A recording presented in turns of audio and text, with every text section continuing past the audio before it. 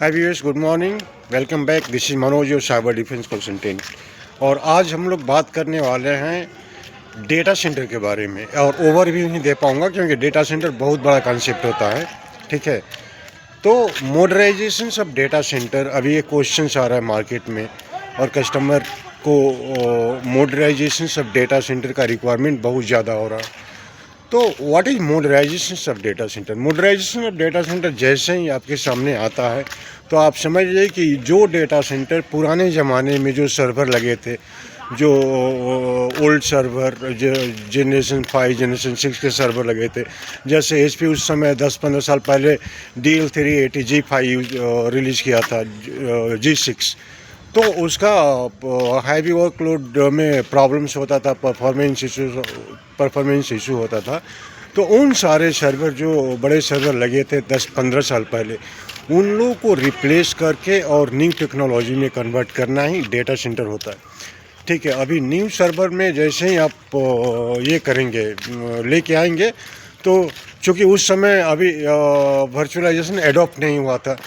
आज के ज़माने में एडॉप्ट फुल्ली हो गया है और क्लाउड भी अभी नए स्टेज पर था। आज के ज़माने में फुल्ली फ्लेज क्लाउड हो गया है। तो ये सारे चीज़ नहीं थे पहले। आज के मॉडर्न डेटा सेंटर में देखा जाए तो हाई परफॉर्मेंस सर्वर आ रहा है, और जैसे जनरेशन 10 जनरेशन 11, ठीक है। उसके बाद से क्लाउड ऑप्शन है, उसके बाद से वर्चुअलाइजेशन ऑप्शन है। तो ये सारे चीज़ को कन्वर्ट करके न्यू डेटा सेंटर में कन्वर्ट किया जाता है। सिक्योरिटी भी उस टाइम में कम ही थी, सिक्योरिटी उतना हाई लेवल नहीं था, AI नहीं आया तब। आज के डेट में जितने भी सिक्योरिटी, चाहे आप फायरवॉल लेंगे, चाहे आप इन पॉइंट लेंगे, सारे AI बेस्ड आ रहे हैं। तो डिटेक्शन AI के थ्रू हो रहा है और एडवांस हो रहा है। तो ये सारे चीज़ें को कन्वर्ट करना है मॉडर्न डेटा सेंटर में। अब फॉर एग्जांपल मैं एक बैंकिंग का डेटा सेंटर दे रहा हूँ, जैसे ICICI बैंक। ICICI बैंक का जो डेटा सेंटर है उसके पास मल्टीपल ब्रांचेस है, ठीक है। तो ये इन लोगों का डेटा सेंटर कैसे काम करता है कि जो मेन डेटा सेंटर रहता है, जहाँ पर इनका सर्वर, इनका नेटवर्किंग, इनका सिक्योरिटी सब होता है, ठीक है। तो वहाँ पर CBS बोलते हैं उसको, core banking system. Core banking system software चलता है और जो भी ATMs हो, चाहे जो भी एप्लीकेशंस हो, वहीं पर चलता है, मेन डेटा सेंटर में ही चलता है। और ब्रांचेज जो है वो कनेक्ट करते हैं either with the help of MPLS line और मल्टी प्रोटोकॉल लेवल स्विचिंग, जो पहले था कॉस्टली था, अभी आज के ज़माने में SD-WAN आ गया है, software defined wide area network, जो कनेक्टिविटी के लिए ब्रांचेस को यूज होता है। और सिक्योर VPN कनेक्टिविटी जो सिक्योरिटी देता है ब्रांचेस ऑफिस में। मतलब जितने भी ब्रांच ऑफिसर सिर्फ फ्रंट में काम करते हैं, वो पूरा डेटा एक्सेस करते हैं डेटा सेंटर से, ठीक है। और चूँकि बैंकिंग है तो बैंकिंग का डेटा सेंटर काफ़ी प्राइवेसी होता है, तो सिक्योरिटी रीजन के वजह से मैं डेटा सेंटर का लोकेशन एड्रेस नहीं बता पाऊँगा। But for example say that इनका डेटा सेंटर मुंबई में है, पुणे में है और इस टाइप के मेजर सिटीज़ में है, A क्लास सिटी और B क्लास सिटी, ठीक है। एग्जैक्ट लोकेशन प्राइवेसी पर्पज़ के लिए बैंक का डेटा सेंटर कहाँ पर है कभी नहीं बताया जाता है, क्योंकि उनका जो मेन जो सेंट्रल बैंकिंग सिस्टम चलती है वहीं पर होता है, तो उसके वजह से। और इसमें ये लोग क्या बनाते हैं कि DR सेंटर को बनाना पड़ता है, जिसको डिजास्टर रिकवरी बोला जाता है।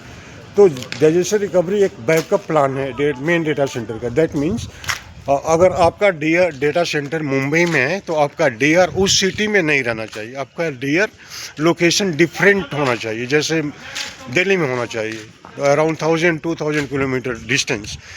इसका रीज़न ये होता है कि मतलब इमरजेंसी में जैसे फ्लूड हो, चाहे अर्थक्वेक हो, चाहे कुछ एक्सीडेंटल डैमेज हो प्राइमरी डेटा सेंटर को, तो पूरा लोड बैकअप में आ जाता है सेकेंडरी डेटा सेंटर में, जिसको डिजास्टर रिकवरी बोलते हैं, ठीक है। तो वैसे काम करता है डेटा सेंटर।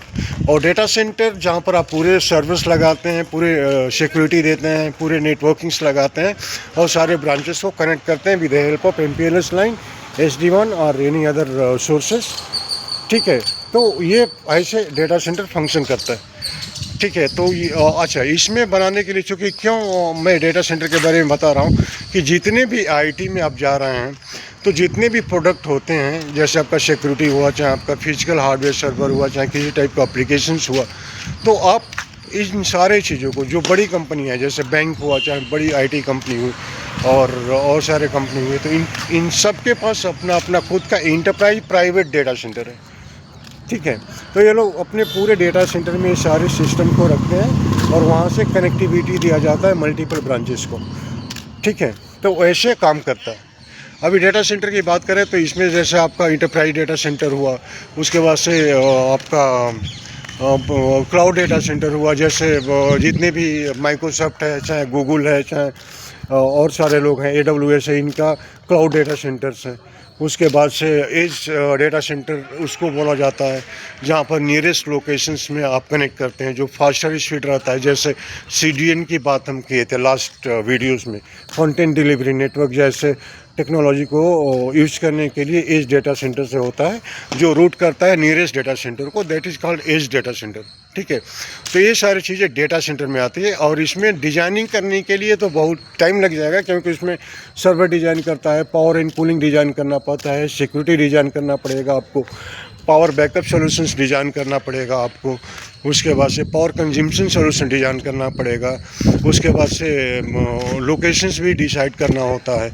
ठीक है, तो ये सारी चीज़ डिज़ाइन करके डेटा सेंटर को बिल्ड किया जाता है, जहाँ पर आपका पूरा डेटा डिजिटल इन्वायरमेंट में सिक्योर्ड रहता है, पूरा सर्वर रहता है, पूरा स्टोरेज रहता है, और सारे चीज़ जो भी IT में रहता है वो सब डेटा सेंटर में ही रहता है। तो this is all about the data centre intro. ये जस्ट मैं ओवरव्यू दिया हूँ। अब डिजाइनिंग तो डिफरेंट लेवल पर होगा, क्योंकि बहुत बड़ा कॉन्सेप्ट है, तो I can not cover more in the short video. आपके बेसिक अंडरस्टैंडिंग के लिए मैं डेटा सेंटर को इंट्रोड्यूस किया। तो guys, thanks a lot for your valuable time, and will meet up by tomorrow with some different concept. Till then, have a nice day and lot of fun. Thank you.